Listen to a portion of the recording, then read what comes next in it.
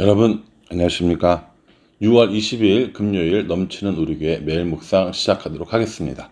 오늘 본문 말씀은 역대상 21장 1절부터 17절까지 말씀입니다. 다윗을 계속 묵상하면서 하나님께서 다윗에게 부어주신 이런 왕조의 축복, 다시 말해서 다윗 언약이죠. 그 다윗 언약이 이루어지는 과정으로 이 주위에 있는 열방들과 싸워서 이기는 다윗의 모습을 살펴보았습니다. 근데 오늘 이 나온 본문은 어찌 보면 좀 뜬금없네. 이게 갑자기 왜 나오지? 여기서 지금 다윗이 왜 범죄를 하지? 이렇게 생각하실 수 있는데 이게 그 복선이라고 생각하시면 돼요. 뒤에 이야기를 하기 위해서 오늘 본문이 나온 거라고 보시면 됩니다. 오늘 이 본문은 사무엘하 24장에도 나와 있거든요. 그러니까 같이 보시면 훨씬 더 도움이 많이 됩니다. 1절에 보면 사탄이 일어나 이스라엘을 대적하고 다윗을 충동하여 이스라엘을 계수하게 하니라 이렇게 얘기합니다. 성경에 보면 하나님께서 이렇게 하셨다라는 이야기들이 나오는 게 있는데 그게 좋은 게 아니라 때로는 나쁜 걸 때도 있어요. 오늘 이 사무엘하에 보면 하나님께서 다윗의 마음을 충동했다고 그랬고요. 오늘 이 역대상 21장 1절에 보면은 사단이 다윗의 마음을 충동했다고 그랬어요. 그럼 이게 좀 이상한 거 아니냐라고 생각하실 것도 같은데 이렇게 생각하시면 돼요. 하나님은 하나님의 계획을 이루시려고 했고 사단은 그것을 이용해서 다윗을 충동하려고 했고 이런 거죠. 그래서 사단의 충동이냐 하나님의 충동이냐 이게 유혹이냐 뭐 이런 걸 이야기를 할 때 하나님께서는 하나님의 계획을 이루시려고 하신 거고 사탄은 그것을 이용해서 다윗을 넘어뜨리고 하나님의 계획이 실패되게 하려고 했던 거고 다윗은 그 상황에서 자기 스스로 범죄한 것을 선택한 겁니다. 그러니까 하나님께서 다윗을 넘어뜨리려고 하신 것이 아니고 또 사탄이 다윗을 뭐 잘되게 하려고 했던 것도 아니고 그러니까 각자의 이런 하나님의 목적과 사탄의 목적이 다른 거였는데 결국 그걸 선택한 사람은 누구냐면 다윗이라는 거예요. 이거 되게 중요한 겁니다. 마음은 움직였어요. 그러나 선택은 누가 했다고요? 다윗이 했다니까요. 유다가 예수님을 팔았잖아요. 사단이 마음속에 이런 유혹을 일으켰단 말이에요. 선택은 누가 했어요? 유다가 한 겁니다. 안 해도 될 만한 선택들을 했죠. 다윗은 오늘 어떤 선택을 했냐면 인구조사를 하는 선택을 했습니다. 인구조사를 왜 했는가? 여기 보면 뭐라고 얘기했냐면 2절에 다윗이 요압과 백성의 지도자들에게 이르되 너희는 가서 브엘세바에서부터 단까지 이스라엘을 계수하고 돌아와 내게 보고하여 그 수요를 알게 하라 하니 이렇게 얘기합니다. 브엘세바에서부터 단까지라고 하는 말은 남쪽부터 북쪽까지라고 하는 관용 어구입니다. 우리나라로 치면 백두산에서 한라산까지 이렇게 하면 우리나라의 전 국도를 가리키는 거잖아요. 그런 것처럼 남쪽의 브엘세바로부터 북쪽의 단까지라고 하면 전체 이스라엘 국토를 다 가리키는 거라는 거죠. 그렇게 해서 누구에게 보고를 하는 거예요? 나에게 보고하라는 거예요. 다윗에게 보고를 하라는 겁니다. 모세는 인구조사를 했거든요. 2번 했단 말이에요. 그때는 하나님의 명령을 따라서 인구조사를 했고 그 인구조사를 한 이유가 군대를 편성을 하고 또 이스라엘 사람들에게 땅을 나눠주기 위한 조사였어요. 그러니까 그 인구조사의 결과가 누구에게로 돌아갔냐면 백성들에게 좋은 쪽으로 돌아갔어요. 그게 하나님의 명령에 의한 인구조사였습니다. 그건 다윗의 인구조사는 누구에게 보고하라는 거예요? 나에게 하라는 겁니다. 다윗 자신에게 하라는 겁니다. 그래서 어떻게 할 건데요? 다윗 자신에게 해서 일단 마음이 뿌듯하죠. 와, 우리가 이만큼이나 돼. 그리고 여기서 이제 세금을 걷는 일들도 있고 백성들이 이걸 좋아하겠습니까? 당연히 싫어하죠. 세금 걷는다고 하는데. 그러니까 이 다윗의 이런 인구조사는 자신을 위한 거였어요. 그러니까 이 요압이라고 하는 이 군대 장관이 왜 이럽니까? 이러시면 안 됩니다. 이거 하나님의 명령을 어기는 겁니다. 라는 이야기를 해주거든요. 그런데도 그 말을 듣지 않는 것을 봅니다. 3절에 보시면 요압이 아뢰되 여호와께서 그 백성을 지금보다 100배나 더하시기를 원하나이다. 내 주 왕이여 이 백성이 다 주의 종이 아니니까 내 주께서 어찌하여 이 일을 명령하시나이까 어찌하여 이스라엘이 범죄하게 하시나이까 하나 이렇게 얘기합니다. 왜 이 일을 하는 거야? 라고 물어보는 거예요. 여러분 우리가 어떤 일을 할 때 반드시 그 일을 하는 이유가 있습니다. 밥을 먹어요? 밥을 왜 먹습니까? 밥을 먹는 이유는 배가 고파서 힘이 없어서 혹은 만든 사람을 기쁘게 해주기 위해서 음식 맛을 보고 더 나은 음식을 개발하기 위해서 등등등등등 수도 없이 많은 이유들이 있다라는 거예요. 그러니까 다윗이 이런 일을 한 것 그리고 우리가 생활 속에서 어떤 일을 결정하고 실행하는 건 반드시 왜라는 이유가 있다라는 겁니다. 그러니까 우리가 그 왜라는 이유에 대해서 뭐라고 대답을 할 거냐는 거죠. 오늘 요압은 왕에게 참 하기 힘든 말을 했던 겁니다. 왜 이 일을 하십니까? 이거 하나님이 기뻐하시는 일이 아닙니다. 라고 했음에도 불구하고 이 요압과 백성의 지도자들을 달달 볶아서 다윗은 이 인구조사를 하게 합니다. 사무엘하 24장에 보면 이 인구조사를 하는 동안에 걸리는 시간은 9개월 20일 정도 된다고 나옵니다. 어느 정도 사람들이었느냐? 여기 보시면 이스라엘 사람들은 110만 명, 유다 백성들은 47만 명 정도 됩니다. 그러니까 157만 명 정도 되겠네요. 이스라엘 사람들 110만 명, 그리고 유다 사람들 47만 명, 그러니까 157만 명쯤 되는데 이게 정확한 기록이 아닌 거예요. 왜 정확하지 않습니까? 레위인과 베냐민 사람들은 빠진 겁니다. 그럼 레위 사람들과 베냐민 사람들은 왜 빠졌느냐? 요압이 안 했어요. 요압이 이 일을 좋지 않게 여겨서 안 하는 것을 볼 수 있습니다. 6절에 보면요. 요압이 왕의 명령을 마땅치 않게 여겨 레위와 베냐민 사람은 계수하지 아니하였더라. 이렇게 얘기했어요. 이 요압도 참 대단하죠. 왕이 시켰는데 그렇게 하겠다고 하고 물러났는데 정작 하면서 마땅치 않게 여긴 겁니다. 그래서 베냐민하고 레위인을 빼고 조사 결과를 발표한 거죠.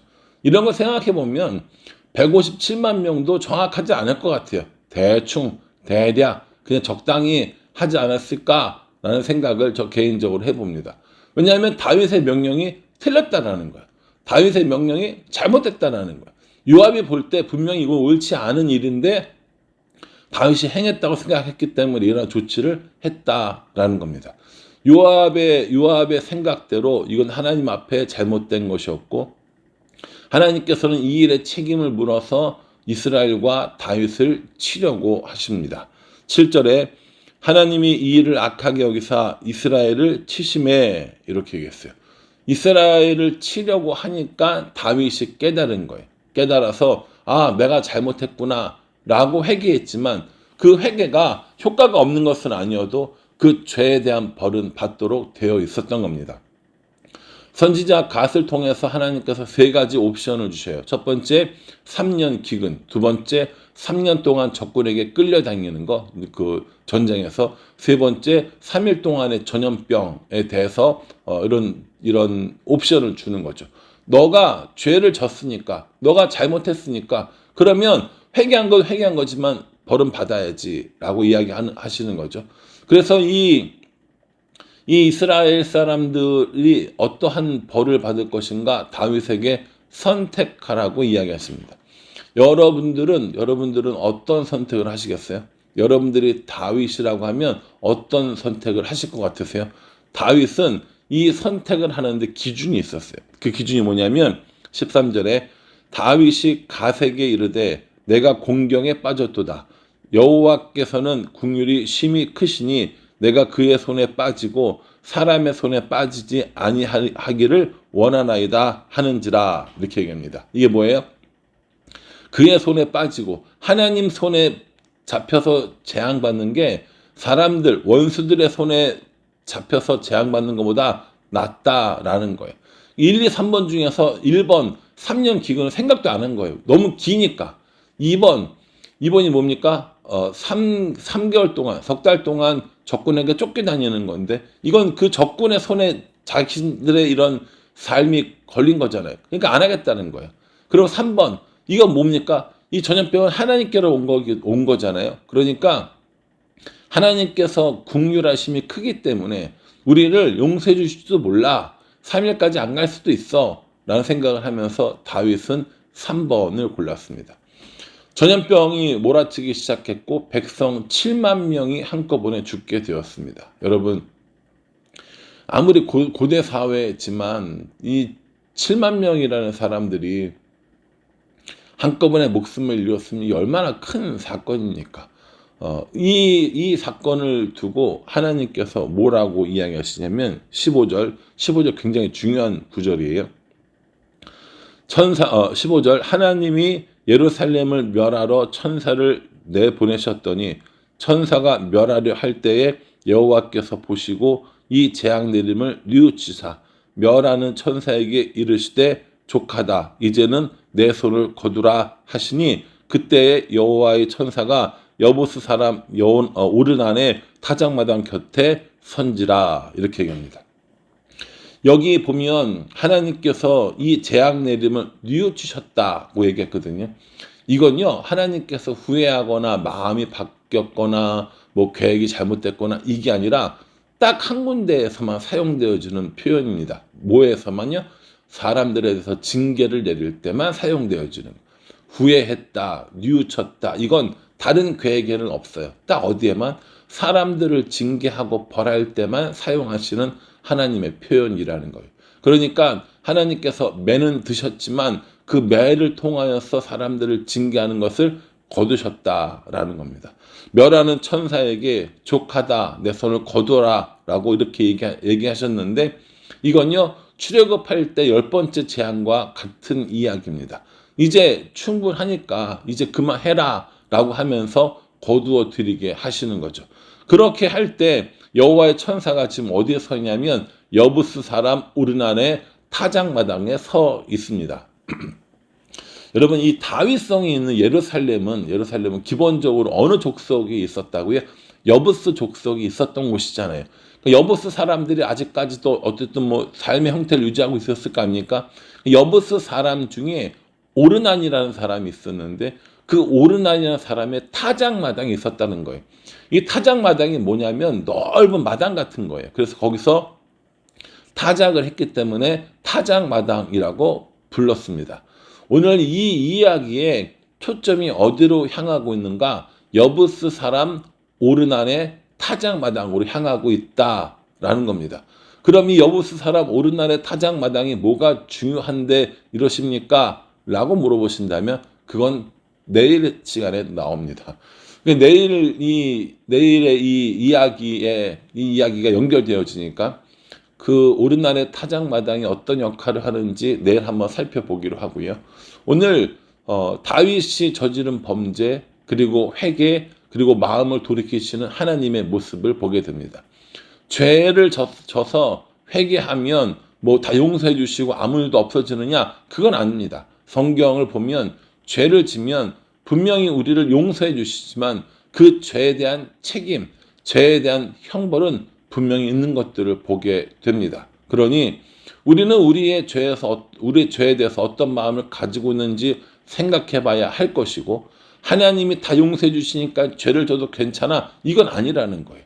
우리가 그 죄를 짓는 일을 얼마나 두려워하고 있는지, 얼마나 죄를 짓지 않고 살아가려고 하는지를 살펴봐야 하는 거고요. 또 하나는요, 다윗이 이렇게 범죄한 이유는요, 자신을 뽐내기 위해서였습니다.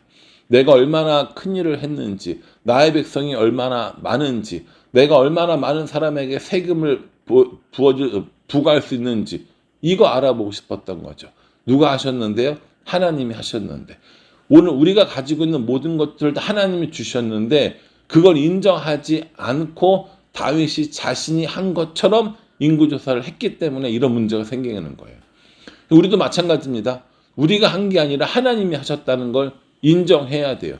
내가 한 게 아니라 하나님이 주셨다라는 것을 인정할 때 진짜 그게 하나님께 영광 돌리는 삶이 되는 거고 내가 하나님을 주인으로 삼은 삶을 살게 된다라는 겁니다. 그러니 여러분, 우리들 마음속에도 다윗과 같은 마음이 있는 것은 아닌지 생각해 봐야 돼요. 내가 힘썼고 내가 노력했고 내가 잘했고 내가 능력이 뛰어나고 이게 아니라 하나님이 하셨고 하나님께 영광 돌리는 이런 일들이 있어야 된다라는 것이죠. 다윗과 같은 마음은 얼마든지 우리도 생길 수 있는 마음입니다. 그러니 다윗과 같은 마음이 들 때 내가 했고 내가 잘했고 내가 이겼고 라는 생각이 들 때 그 생각을 딱 멈추고 하나님을 선택하는 것, 이것이 우리들의 해야 될 일이라는 것이죠. 열심히 살아야죠. 최선을 다해 살아야죠. 그러나 그 열심과 최선에 하나님이 빠지면 하나님이 없으면 아무 소용이 없다라는 겁니다. 그러니 날마다 우리들의 삶은 하나님과 함께 살아야 하고 하나님께 영광 돌리는 삶을 살아야 한다라는 겁니다. 오늘 다윗의 모습을 보면서 우리들의 모습을 들여다보고 나를 집중하는 것이 아니라 하나님께 집중하는 그런 삶을 살아가는 우리 모두가 되기를 주님의 이름으로 축복합니다. 기도하겠습니다. 하나님, 오늘 다윗의 모습을 보면서 저의 모습을 보게 됩니다. 하나님께 집중하지 않고 나에게 집중하고 내가 했고 내가 이루었고 내가 능력 있다고 하는 것은 아닌지 돌아봅니다. 하나님, 나의 마음 가운데 있는 어리석음과 교만한 마음을 털어주시고 하나님께만 집중할 수 있도록 우리 인도하여 주시옵소서. 예수님의 이름으로 기도합니다. 아멘.